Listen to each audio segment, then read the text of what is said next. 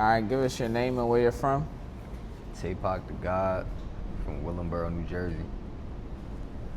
And what's your earliest memory that you had that made you want to make music?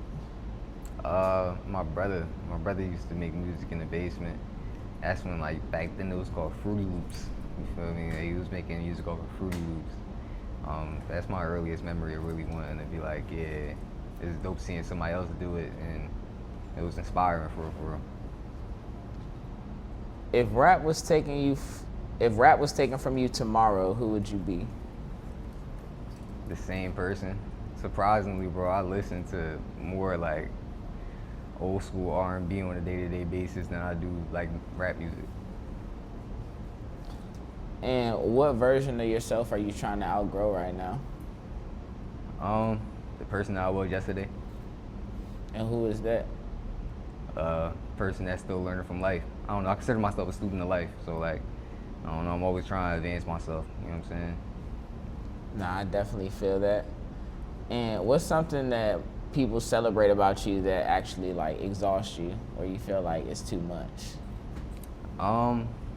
Wait, what? Repeat. What's something that people might like from you that you feel me, you do it, but it takes a lot from you? Being an artist, like, in total. And how often do you spend, or how many hours do you spend probably monthly recording music? Recording? Yeah. Recording, creating, writing? Well, that's I couldn't even give you a number for real. As that happens like sporadically throughout the day. I could be whipping out or, walking around, whip out my phone to record a voice memo real quick. You know what I'm saying? Like, creating that's part of daily activity. What would you say is the loneliest moment that you've had in your success? The loneliest moment?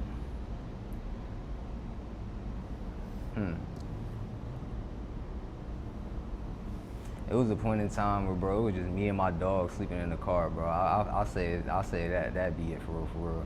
Music-wise, there's a lot going on. You feel me? That was definitely, pushing me to keep doing what I was doing within music. But like, life got its up and downs. You know what I mean? But that I would say was definitely like the loneliest time for real. Definitely feel that. And is there anybody that you secretly want an apology from for anything? Nah. Nobody? Nah. Are there any lies that you tell yourself to sleep better at night? Any lies I tell myself to sleep better at night? Yeah. Nah. Okay, that's a fair one. And what's the criticism you've heard about yourself that you think is actually true?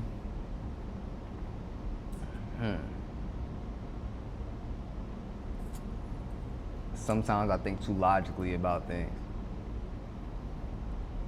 Like you can't just accept it for what it is and go with it, you just think about it too much? Not in that sense, but like, there's emotions tied to logic as well sometimes, you know what I'm saying, in life, you know what I'm saying? So sometimes, I tend to look at just the logic of things, you know what I'm saying? Sometimes some people can say that's a good thing, but, sometimes it can be bad, you know what I'm saying? Yeah, and what would your enemies say about you that might be valid?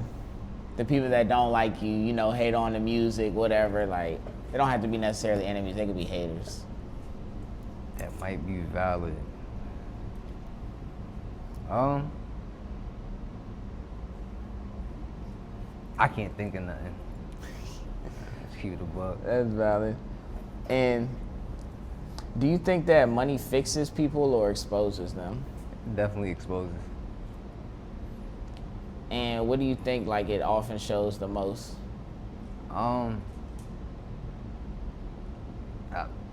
Shit, like, what was it? Like, well, now when you say that, like, what exactly do you mean? Because, like, when I say exposes, like, that shows who you really are as a person. Like, you know what I'm saying? Like, so when you say, like, what do you mean by, like?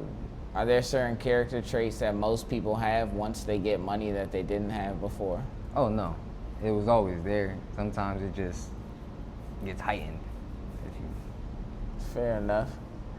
And What generational curse are you actively trying to break amongst your family lineage?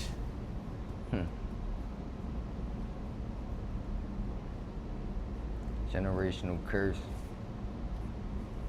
I would just say leaving things behind for future generations should be able to grow from. That's dope, like having things to pass down for real, Yeah. for real. And what's the biggest compromise you've made on your path to the music career? Biggest compromise. I would say just moving around. You know, I done moved around a lot. Like I done been to a lot of, or lived in a lot of different states, a lot of different places. Yeah. What are some of the places you lived at? Shit. Virginia, Jersey, Atlanta. Where else? Georgia. Yeah, I said Atlanta. Well, Georgia in total, because I was in Atlanta and in Columbus. But yeah.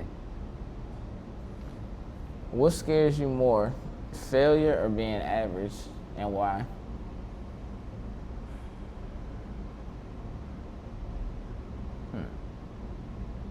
Being average. Yeah, it's okay to fail. You know what I'm saying? Because 9 times out of 10, when you fail, you're gonna learn from your failure. You know what I'm saying? To make sure that it don't happen twice. So yeah, being average for real. Okay, and what you got coming out next? What you got out right now? Where can everybody find you at? My project, last project I dropped, God Day, that just dropped last May, I believe. I got some singles out, I got features out right now, as far as like, things that dropped this year.